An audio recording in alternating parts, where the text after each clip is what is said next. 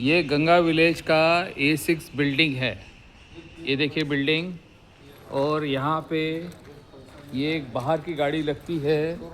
ये गाड़ी का नंबर है MS01 BF8270।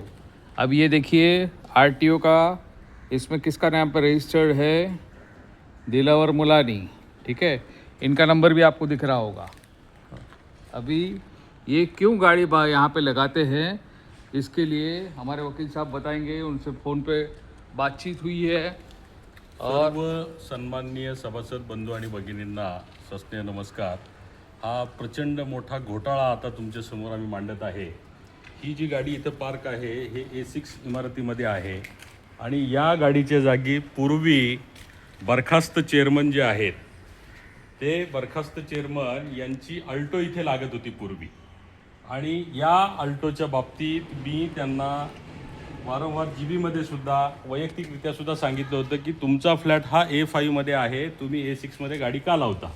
तर त्यांनी त्याच्यावरती कधीही त्यांनी कुठलंही कारवाई न करता त्यांनी गाडी तशीच लावली।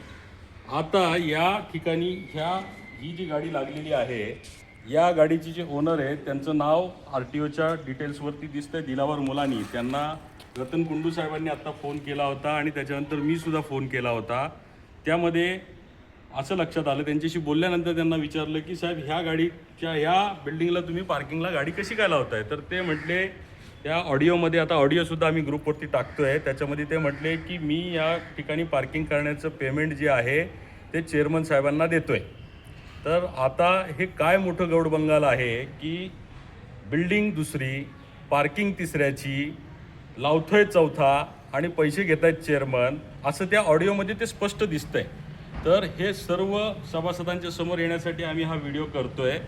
आता सगळ्यात महत्त्वाचा भाग आहे की सोसायटीमध्ये मोठ्या प्रमाणामध्ये ज्या काही गाड्या लागलेल्या आहेत, ज्या अनऑथराईज व्हेकल आहेत, त्याच्या मागचं गौडबंगाल काय आहे हे तुमच्या सगळ्यांच्या लक्षात येत असेल तर बाहेरची लोकं ज्यांचं पार्किंग या ठिकाणी नाही आहे ती लोकं पैसे देऊन चेअरमन आणि सेक्रेटरी यांना सांगून ते दुसऱ्याच्या गाड्यांमध्ये, दुसऱ्याच्या पार्किंगमध्ये गाड्या लावत आहेत। हे एवढा मोठा भ्रष्टाचार आणि एवढा मोठा सत्तेचा दुरुपयोग या ठिकाणी चाललेला आहे। हे सर्व सभासदांनी याचा तीव्र शब्दात निषेध केला पाहिजे। मी स्वतः दिलावर मुलानी यांना आत्ता फोन केला होता, ते मला म्हटले साहेब मी कामामध्ये आहे, तुम्ही चेअरमन आणि सेक्रेटरी यांच्याशी बोलून घ्या, त्यांच्याशी बोलूनच मी इथं गाडी लावलेली आहे। तर बॅक टू डॉक्टर साहेब। हा विषय ऑलरेडी आमच्या एक 1.5-2 वर्षापूर्वीच लक्षात आला होता। बाहेरच्या बऱ्याचशा गाड्या अनऑथराइज्ड इथे पार्क करण्यात येत होत्या, त्यांच्याकडून पैसे वसुली चालू होती। त्यानंतर बूम बॅरियर जेव्हा इन्स्टॉल झालं तर अनऑथराइज्ड लोकांना, बाहेरच्या लोकांना स्टिकर वाटण्यात आले, त्यांच्याकडून बेकायदेशीरपणे पैसे वसूल करून गंगा विलेजमध्ये बिनधास एंट्री त्यांना भेटायला लागली। आलं का लक्षात? 2-2.5 वर्षापासून आमच्या लक्षात आलेलं आहे की गंगा विलेजमध्ये अनऑथराइज पार्किंग खूप होती आहे आणि त्यांच्याकडून पैसे वसुली होती आहे, आणि त्याची वसुली चेअरमन आणि त्यांचे संचालक वगैरे करतात आहे। पण त्यानंतर जे बूम बॅरियरचं नाटक चालू झालं तेव्हाही स्टिकर वाटताना असा घोटाळा लक्षात आलेला आहे की अनऑथराइज लोकांना, जे गंगा विलेजचे रहिवासी नाही आहेत, त्यांना पण स्टिकर वाटण्यात आलेले आहेत आणि त्यांना बिनबोबाटपणे सोसायटीमध्ये आपले वाहन उभे करण्याची परमिशन देण्यात आलेली आहे। हे असं चालणार नाही। आमच्या गंगा विलेजच्या लोकांच्या ज्या पार्किंग आहेत त्या जर तुम्ही ऑक्युपाइड करत असाल तर ते चालणार नाही, याच्या पुढे लक्षात ठेवा। वो ग्रुप पे आप डालो फिर पहला ऑडियो।